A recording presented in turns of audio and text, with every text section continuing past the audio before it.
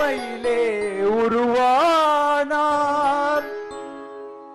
திக்கட்டும் அருளாட்சி புரிகின்றவர் காளேஸ்வர தேவனாய் திகழ்கின்றவர். பெட்டுக்கு மண் சுமந்த பெருமானார் இந்த சிவகங்கை சீமையிலே உருவானார். வணக்கம் மகாராயா. மகாராயா, நமது ஒற்றன் ஒருவன் செய்தி கொண்டு வந்துள்ளான். ஒற்றனா? வர சொல்லுடனே. உத்தரவு மகாராயா. வணக்கம் மகாராயா. என்ன செய்தி கொண்டு வந்தாய்? மிகவும் துக்கமான செய்தி மகாராயா. துக்கமான செய்தியா? சொல், உடனே சொல். சொல்லவே எனக்கு கூசுகிறது மன்னா. பாஞ்சால குறிச்சி மன்னர் அந்த வீரபாண்டிய கட்டபொம்மனை அந்த வெள்ளை கயவர்கள் தூக்கிலிட்டு கொண்டு விட்டார்களாம் மன்னா. தூக்கிலிட்டு கொன்று விட்டார்களா? ஆமா மன்னா. கயத்தாற்றொரு புளிய மரத்தில் மேஜர் மேனர்மேன் அவரை தூக்கிலிட்டு கொண்டு விட்டாராம் மன்னா. ஊமைத்துறை என்ன ஆனார்? ஊமைத்துறையும் அவருடன் சென்றவர்களையும் பாளையக்கோட்டை சிறையில் அடைத்து வைக்க உத்தரவிட்டிருக்கிறார் மன்னா. வேறு செய்திகள் ஏதேனும் உண்டா? இல்லை மன்னா. சரி, நீ மீண்டும் உடனே தெற்கே செல். தென்னாட்டில் நடைபெறும் சம்பவங்களையும் செய்திகளையும் உடனுக்குடனே எனக்கு தெரிவிக்க ஏற்பாடுகளை செய். வேண்டுமானால் வேறு சில ஒற்றர்களையும் துணைக்கு அழைத்துச் செல். சரி, நீ போகலாம். உத்தரவு மகாராயா, நான் வருகிறேன்.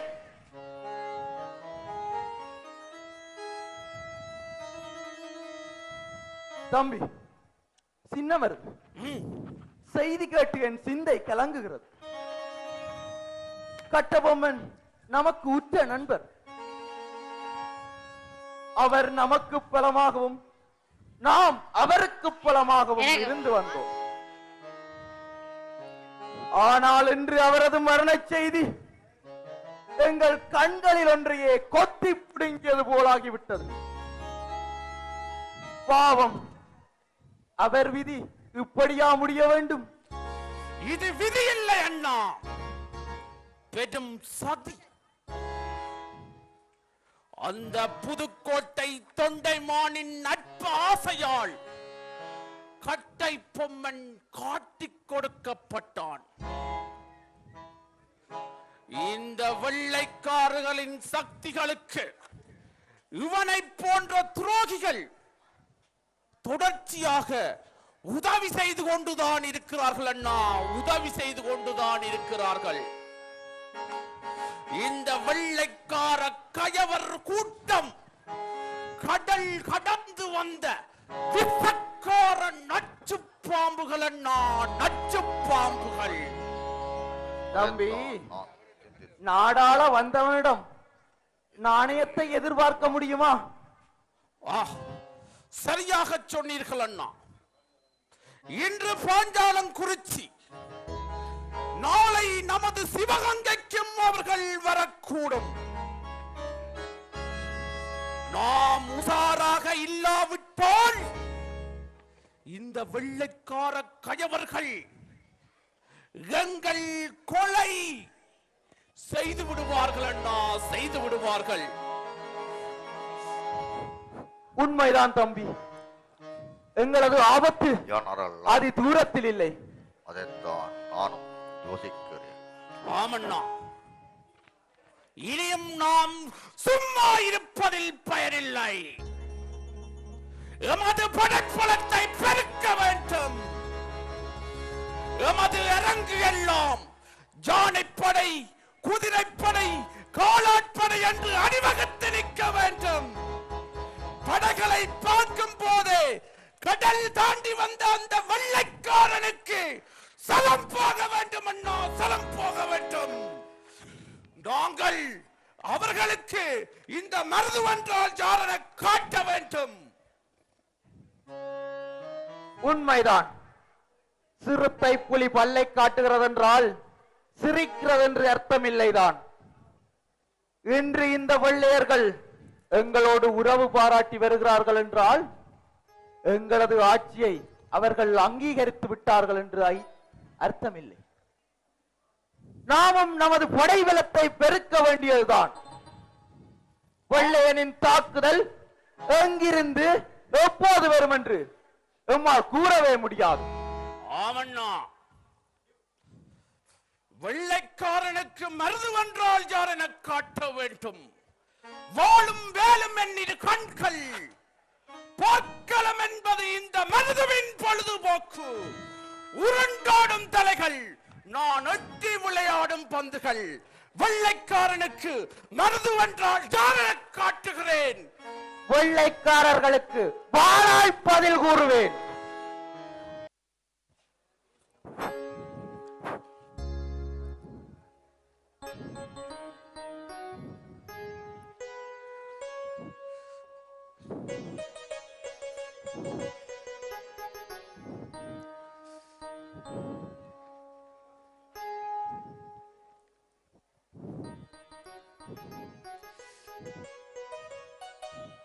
மிஸ்டர் வெல்ஸ்,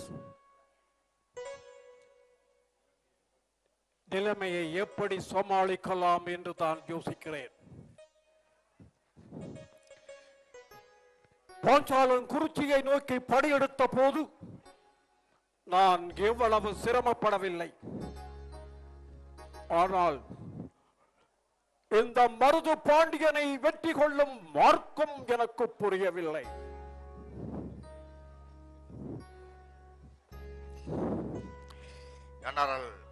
செய்வதென்று தான் யோசிக்கிறேன். அதைத்தான் நானும் சிந்திக்கிறேன். எதிரி படைகள் ஏன் பின்வாங்குகிறார்கள் என்று நாங்கள் சிந்திக்க தவறிவிட்டோம். இதனால் எல்லாமே பிசகாகி போய்விட்டது.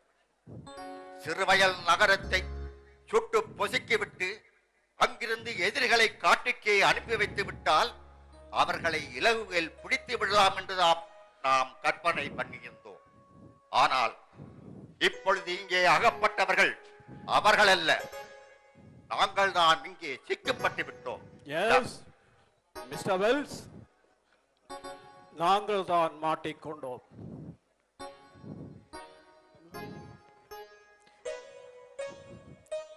இந்த காட்டு போர் முறை நமக்கு புரியவில்லை. சிறுவயல் முதல் காளையர் கோவில் அரண் வரை 7 கிலோமீட்டர். ஆனால் அந்த 7 கிலோமீட்டர் தூரத்தை 2 மாதங்களாக 60 நாட்களாக போராடியும் நம்மால் அந்த 7 கிலோமீட்டர் தூரத்தை எட்டி பிடிக்க முடியவில்லை.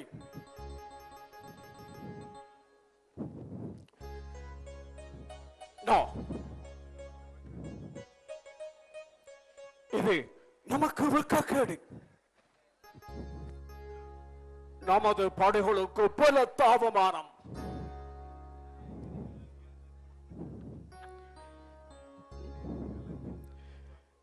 இந்த எதிரிகள் எங்கிருந்து எப்படி தாக்குகிறார்கள் என்பதுதான் புரியவில்லை. இதே நிலைமை நீடிக்குமே ஆனால் நமது படையில் உள்ள கருப்பு சிப்பாய்கள் எந்த நேரத்தில் எப்படி கலகம் விளைவிப்பார்கள் என்று சொல்லவே முடியாது. இரவு பகலாய் மழையிலும் குளிரிலும் சிக்கி தவித்துக் கொண்டிருக்கிறார்கள். யுத்தத்தால் ஏற்பட்ட உயிர் சேதம் போதாதென்று நோய் நொடியினால் செத்துக் கொண்டிருக்கிறார்கள். எங்கிருந்து செய்திகள் வெளியே போக முடியாமலும் வெளியிலிருந்து நமக்கு சேர வேண்டிய ஆயுத தளவாடங்கள், ஏன் உணவு பண்டங்கள் எதுவுமே நமக்கு சேர முடியாமல் இருக்கிறது. செய்தி கூட நமக்கு கிடைக்கவில்லை. இதற்கு ஒரு மாற்றம் கண்டுபிடிக்க வேண்டும். நிலைமை மிகவும் ஆபத்தானதாகத்தான் இருக்கிறது.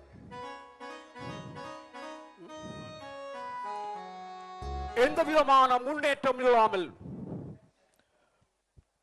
நமது படைகள் நித்தம் நித்தம் செத்துக் கொண்டிருக்கிறார்கள். அப்படியானால் அவர்கள் ஏன் பலவீனம் அடைய மாட்டார்கள்?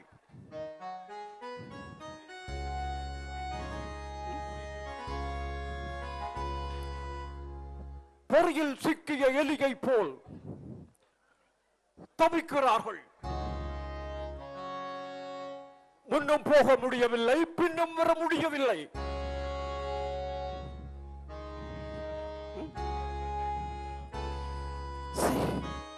வெல்ஸ், நோ, படையெடுப்பை கைவிட்டு விடலாம் என்றுதான் யோசிக்கிறேன். அதற்குள் அவசரப்பட வேண்டாம். நாளை நீங்கள் ராமநாதபுரம் சென்று கலெக்டர் லூசிங்டனை சந்தித்து இதற்குரிய சகல ஆலோசனையும் பெற்று வாருங்கள். என்றோ நாளையோ பொறுமையுடன் காரியத்தை சாதிக்க வேண்டும். ஆமாம், நீர் சொல்வது சரியான யோசனை தான். வெல்ஸ், நான் இன்று இரவே ராமநாதபுரம் சென்று திரும்புவதற்கான ஏற்பாடுகள் எல்லாவற்றையும் செய்யும். சகல ஏற்பாடுகளையும் நான் செய்து முடிக்கிறேன். நீங்கள் உங்கள் வியத்தில் ஜாக்கிரதையா இருக்க வேண்டும். வெல்ஸ், நாலா திசைகளிலும் படைகள் காத்திருக்கிறார்கள். ஜாக்கிரதை. Be careful.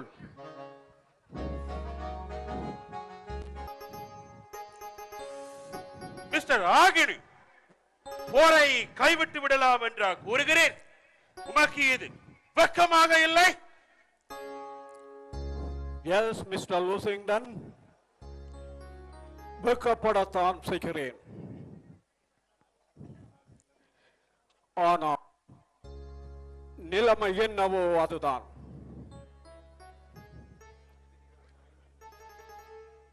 எதிரிகள் மாயமாக மறைந்திருந்து தாக்குகிறார்கள். ரவைகளையும் துப்பாக்கிகளையும் கொண்டு மட்டும் காட்டுக்குள் ஊடுருவ முடியாது.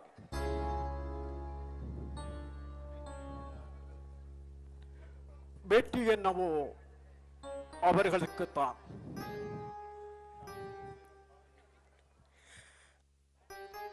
காட்டுக்குள் செல்லும் பாதையோ நமக்கு தெரியவில்லை. கண்களை கட்டிவிட்டால் போல் இருக்கிறது. அப்பாதையை காட்டிக் கொடு. ஒரு நம்பிக்கை துரோகி கூடவா அகப்படவில்லை? ஒருவன் அகப்பட்டான்.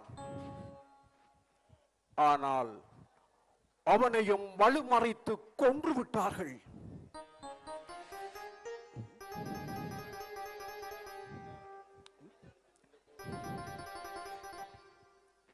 இந்த போரிலே நாங்கள் வெற்றி முடியாததற்கு காரணம் நம் படைகளுக்கு இந்த போரிலே அனுபவம் இல்லை. காட்டு போரில் அனுபவம் இல்லை. மருது பாண்டியனின் படைகள் நம்மை தாக்கவில்லை. ஆனால் பொதுமக்கள் அவனோடு ஒத்துழைக்கிறார்கள். மன்னனும் மக்களும் ஒன்று சேர்ந்து இருக்கும் போது நம்மால் ஒன்றுமே செய்ய முடியாது.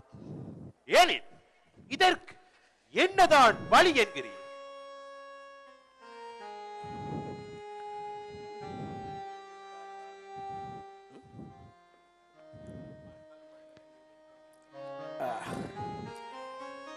மிஸ்டர், மக்கள் மன்னனை எதிர்த்தால்தான் மன்னனுக்கும் மக்களுக்கும் பிளவை ஏற்படுத்தினால்தான் நாம் வெற்றி கொள்ள முடியும்.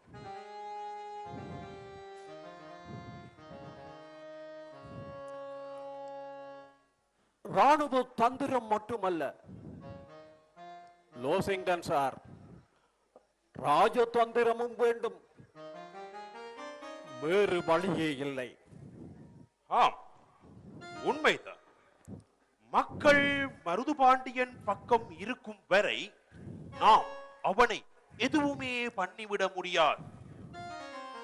ஆனால் அதற்கும் ஒரு வழி உண்டு ஆகினியோ, ஒரு வழி உண்டு.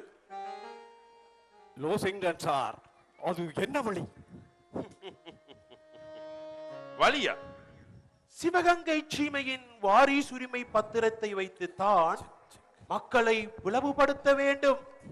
கேளும், காலம் சென்ற முத்துவடுகநாதனும் சரி, அவன் மனைவி வேலு நாச்சியாரும் சரி, இருவரும் மறவர் குலத்தும். ஆனால் மருதுபாண்ட் ஒரு சேர்வைக்காரன், அகம்படியா. எனவே சிவகங்கை சீமையின் வாரிசுரிமை மறவனுக்கா இல்லை அகம்படியானுக்கா என்ற சாதி வரியை கிளப்பிவிட்டால்? ஷபாஷ், அருமையான யோசனை. ஊரே இரண்டாக பிரிந்துவிடும். ஜாதி வரி படித்த இந்த மக்களை நாங்கள் இலகுவில் பிரித்து விடலாம்.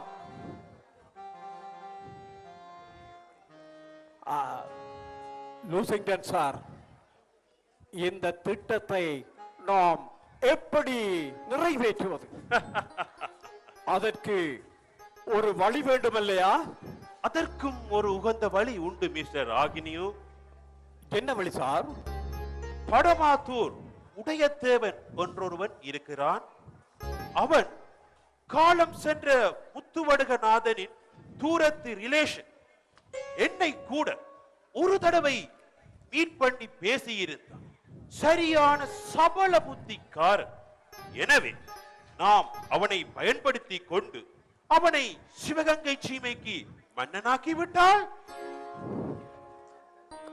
அருமையான திட்டம். அப்படி செய்துவிட்டால் இந்த ஊரிலே இரண்டு கட்சிகள் தோன்றிவிடும்.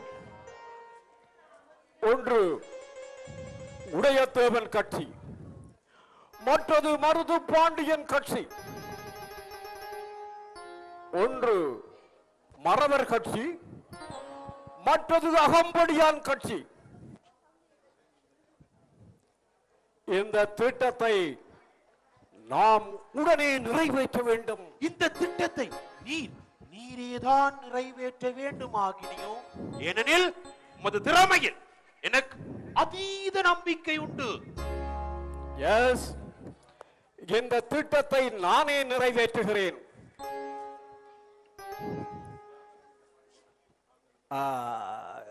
கலெக்டர் சார், இந்த வைபவத்தில் தாங்களும் கலந்து கொண்டால் மிக்க சிறப்பாக இருக்கும் இல்லையா?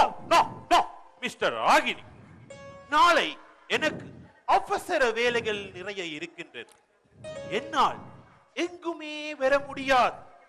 இத்திட்டத்தை நாளை நீர் நிறைவேற்றி விட்டால் மருதுபாண்டியை காட்டி கொடுக்க நீ நான் என்று போட்டி போட்டு வருவார்கள் இந்த முட்டாள் ஜனங்கள். சார், இந்த திட்டத்தை நானே சீக்கிரம் செய்து முடிக்கிறேன். செல்கிறேன். சென்று வாரும். ஆம், இந்த கருப்பர்களை நாம் பிரித்துத்தான் ஆள வேண்டும். அவர்களின் ஜாதி, மதம், நிறம், மொழி என்னும் பாகுபாடுகளை வைத்துத்தான் பிரித்து ஆள வேண்டும். இவர்களை பிரித்துத்தான் ஆள வேண்டும்.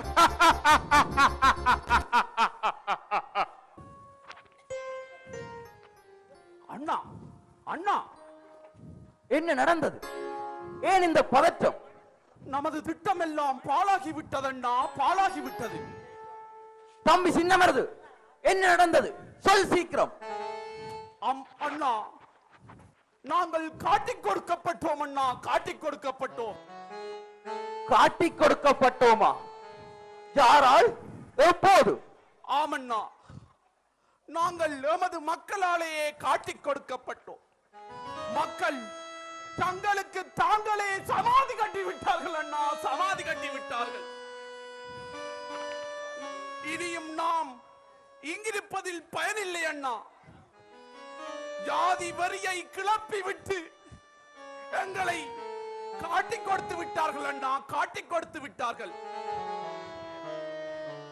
ஆமண்ணா, அந்த பரமாத்தூர் உடையத்தேவன் என்னும் ஒரு அனாமதிய பேர்வழியை நமது சிவகங்கைக்கு அரசனாக பிரகடனம் செய்து ஆட்சி உரிமை மரவனுக்கா அகம்படியானுக்கா என்ற ஜாதி சண்டையை கிளப்பி விட்டு நம்மை காட்டி கொடுத்து விட்டார்கள் அண்ணா, காட்டி கொடுத்து விட்டார்கள். அட அப்பாவி மக்களா, அரசுரிமை யாருக்கானால் என்ன? இந்த அரசுரிமை கொள்ளைக்காரன் அந்த வெள்ளையனுக்கு இல்லை என்பதை உணர மறுத்து விட்டீர்கள். இந்த கொள்ளைக்கார கயவர்களை அடித்து விரட்டிய பின் வேண்டுமானால் நானே இந்த அரசுரிமையை மனமு வந்து விட்டு கொடுத்திருப்பேனே. அண்ணா, நடந்ததை எண்ணி பார்க்க இனி நேரமில்லை. மக்கள் அவனுக்கு காட்டுக்குள் வழிகாட்டிக் கொண்டிருக்கின்றார்கள். நாங்கள் வெகு சீக்கிரம் இந்த அரண்மனையை விட்டு வெளியேற வேண்டும். வேறு மார்க்கமே இல்லை அண்ணா, மார்க்கமே இல்லை. உண்மைதான். நம் நாட்டு மக்களின் தலைவிதி இது. ஊர் இரண்டு பட்டால் கூத்தாடிக்கு கொண்டாட்டம் என்ற கதையாக இன்று அந்த வெள்ளையர்கள் கொண்டாட்டம் போடுகிறார்கள். இதற்கு யார் யாரை நொந்து கொள்வது? வேறு மார்க்கமே இல்லை. உடனடியாக நாங்கள் கோட்டையை விட்டு வெளியேற வேண்டும். ஆமண்ணா, எமது சிவகங்கை கோட்டையே நமக்கு பாதுகாப்பு அளிக்கவில்லை என்றால் இனி யார் எங்களை பாதுகாக்க போகிறார்கள்? ஆமண்ணா, நமக்கு நாமே தான் பாதுகாப்பு. அதோ பாருங்கள் அண்ணா, வெள்ளைக்கார கயவர் கூட்டத்தை. பீரங்கிகள் ஒலிக்கின்ற சத்தங்கள் கேட்கின்றது. ஆமாம், தோட்டாக்கள் ஒலிக்கின்றது அண்ணா. வெகு சீக்கிரம் வாருங்கள் செல்லலாம், வாருங்கள். வாருங்கள்.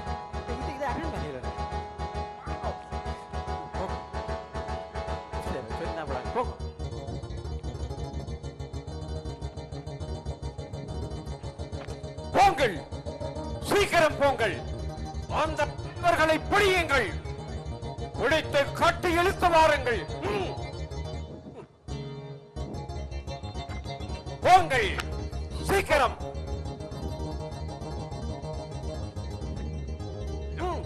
எல்லாரும் சீக்கிரம் போங்கள். ஓடிவிட்டார்கள். புத்திசாலிகள் எப்படியோ தப்பிவிட்டார்கள். கோட்டைக்குள் எவருமே இல்லை. தப்பி விட்டார்களா? கோழைகள். வெல்ஸ், அவர்கள் எங்கும் போக மாட்டார்கள். இந்த காட்டுக்குள்ளே எங்காவது ஒளித்திருப்பார்கள். போங்கள், போய் தேடி பிடியுங்கள். உயரோடு பிடிக்க முடியாவிட்டால் சுற்றாவது பிடியுங்கள். போங்கள்.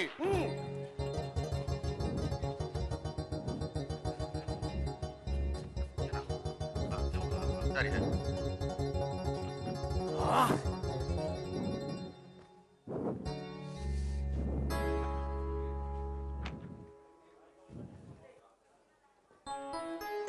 எங்கே ஓடி போக முடியும்? இந்த ஆக்னூவன் அசுர பொடியில் இருந்து தப்ப முடியாது. ஆனானப்பட்ட கட்டபொம்மன் பட்ட பாட்டுக்கு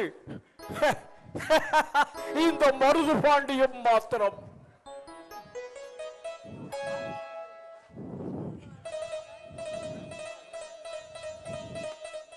மருது பாண்டியா,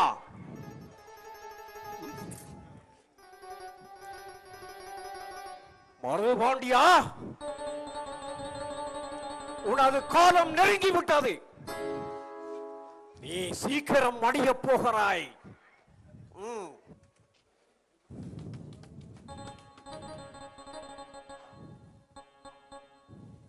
இதனால் மக்களுக்கு தெரிவிப்பது என்னவென்றால், காளையர் கோயில் காட்டிலிருந்து தப்பித்துக் கொண்டு போன வெள்ளை மருது மற்றும் சின்ன மருது இரண்டு பேரும் தலைமறைவாக இருந்து கொண்டு கம்பெனிக்கு எதிராக சதி வேலைகள் செய்து வருகிறார்.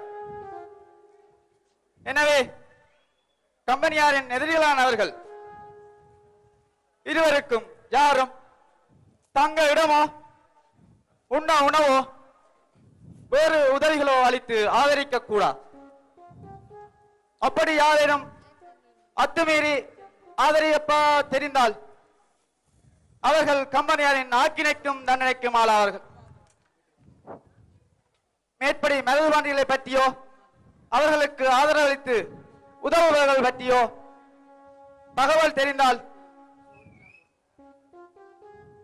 கம்பெனியார் ஏராளமான சன்மானம் வழங்குவதாக அறிவித்துள்ளார். மேற்படி மருதுபாண்டியர்களை பற்றியோ மருதுபாண்டியர்களை உயிருடனோ அல்லது பணமாகவோ பிடித்து தருவதற்கு ஏராளமான சன்மானம் வழங்குவதாக அறிவித்துள்ளார். எனவே இந்த உத்தரவின்படி நடந்து கம்பெனியாருடன் ஒத்துழைக்குமாறு சகல ஜனங்களும் கோரப்படுகிறார். இப்படிக்கு கிழக்கிந்திய மேஜர் ஜெனரல் அக்னியூர் துறையின் உத்தரவு.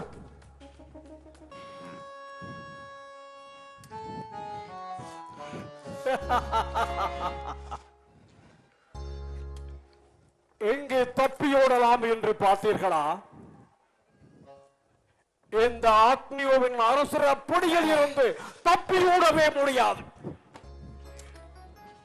தப்பியோட முடியாது என்பதை ஏற்றுக்கொள்கிறீர்களா? அக்னியோ, இந்த நாட்டின் அதிபதியான என்னை இப்படி சுட்டு பிடித்து வர உனக்கு என்ன அதிகாரமடா இருக்கிறது? என்னையும் என் தம்பியையும் இப்படி விலங்கிட்டு நிறுத்தி விசாரிக்க உனக்கு என்ன உரிமையடா இருக்கிறது? உரிமை, அதிகாரம். மருதுபாண்டியா, சிவகங்கை சீமையை ஆளுவதற்கு உனக்கு என்ன உரிமை இருக்கிறது? இதே கேள்வியை நீ வேறொரு சந்தர்ப்பத்தில் கேட்டிருந்தால் உன் தலை மண்ணில் உருண்டிருக்கும். என் அண்ணனை, இந்த நாட்டின் அதிபதியை, தாழை தலைவரை சுட்டு பிடிக்க உனக்கு என்ன தைரியம்?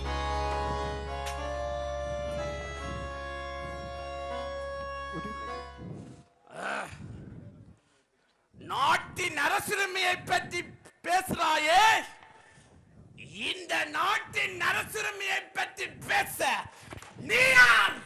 என் உரிமையை பற்றி கேட்பதற்கு நீ கேட்க வேண்டியதில்லை. மருதுபாண்டியா, இந்த சிவகங்கை சீமையின் கலெக்டர் லூசிங்டனின் பிரதிநிதி நான் உங்கள் அதிகாரி. அதனால் தான் கேட்கிறேன். விசாரணை விசாரணை எதற்காக இந்த விசாரணை? ஏன் இந்த கபட நாடகம்? ஊரையக்கவா அல்லது இந்த உலகத்தை ஏற்கவா? நீங்கள் செய்த குற்றங்கள். நாங்கள் என்ன குற்றம் செய்தோம்? நாங்கள் என்ன செய்தோம்? இந்த நாட்டை அந்நியர்களான உங்களிடம் அடகு வைக்காது பார்த்தழுந்தது குற்றமா? பட்டத்துக்கும் பதவிக்கும் ஆசைப்பட்டு மானம் மரியாதைகளை கைவிட்டு உங்கள் காலடியில் தங்கள் மண்களை சமர்ப்பித்த புதுக்கோட்டை உடையத்தவனைப் போல், எட்டயபுரத்து எட்டப்பனைப் போல், படமாத்தூர் உடையத்தவனைப் போல் உங்களிடம் சரணடையாதது குற்றமா? எது குற்றம் மற்றும் எது குற்றம்? தன்மானத்தை விட்டு பிழைக்கும் ஒரு தாய் வயிற்றில் பிறக்கவில்லை நாங்கள். அதை நீ நன்றாக புரிந்து கொள், தெரிந்து கொள். நீங்கள் செய்த குற்றங்கள் நீயும் உன் தம்பியும்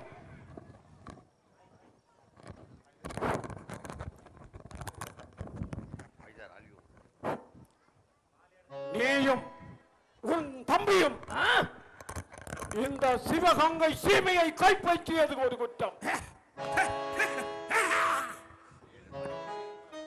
வேலூர் ஆட்சியாருக்கு சொந்தமான எந்த சிவகங்கை சீமையை உரிமையின்றி அபகரித்தது ஒரு குற்றம். வீரபாண்டிய கட்டபொம்மனுக்கு ஆதரவு கொடுத்து அவனுக்கு உதவி செய்தது ஒரு குற்றம். உன்னை போல் ஊமத்துரைக்கும் நீங்கள் அடைக்கலம் கொடுத்து அவனை பாதுகாத்ததும் ஒரு குற்றம்.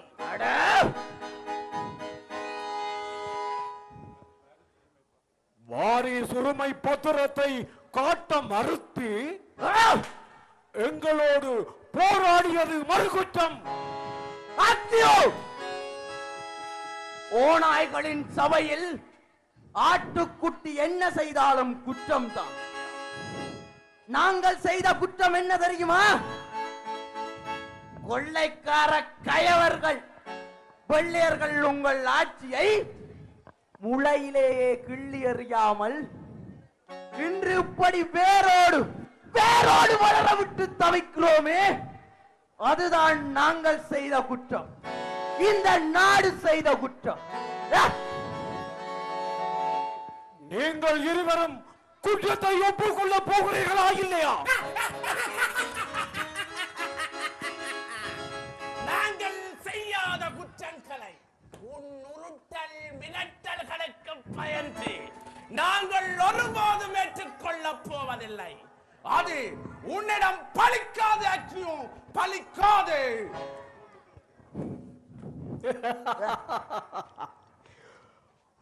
கூண்டுக்குள் அடைப்பட்ட பிறகு குமுறுவதால் என்ன பயன்? வீரபாண்டிய கட்டபொம்மனம் உருமினான். இறுதியில் கயத்தாற்றூர் கட்ட புளிய மரம் அவன் உயிரை குடித்தது. அதே போன்று நீ ஆதரவு கொடுத்து பாதுகாப்பளித்தாயே, அந்த ஊமத்துறையும் பிடிபட்டான். அவனும் அண்ணனுக்கு பிறகு அவன் உயிரும் போக போகிறது. ஊமைத்துறையும் கொள்ள திட்டமிட்டுள்ளீரா?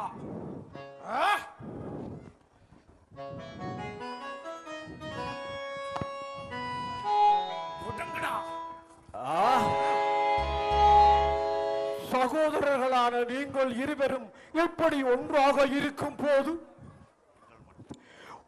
வீரபாண்டிய கட்டபொம்மனின் தம்பி ஊமத்துறை மட்டும் தனியாக தன் உயிரை மாற்றிக் கொள்வதா?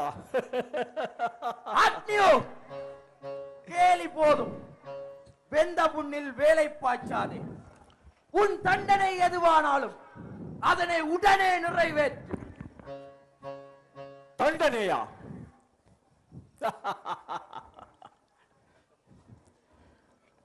கட்டபொம்மனின் உயிரை படைத்த அந்த கயலாற்றூர் புளிய மரத்தை போல்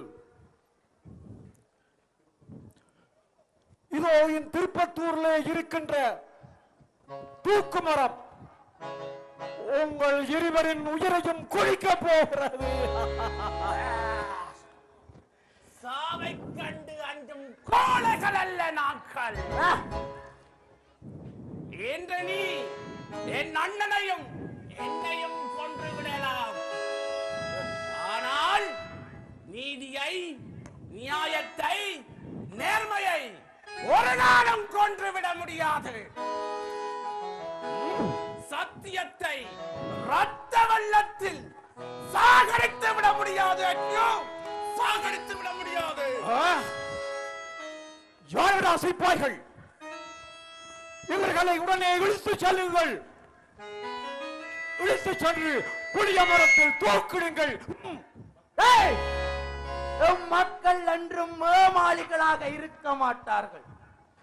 அவர்கள் விழித்தெழுந்தால், அவர்கள் ஒன்று திரண்டு உறுத்தெழுந்தால், உன்னை போன்ற கொள்ளைக்கார கயவர் கூட்ட நய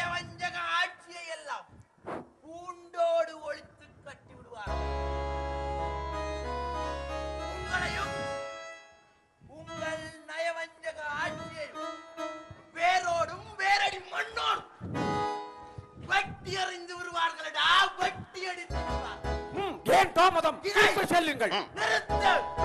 கொண்டு போ. இதை நீயோ நானோ இன்று காணாமல் போகலாம்.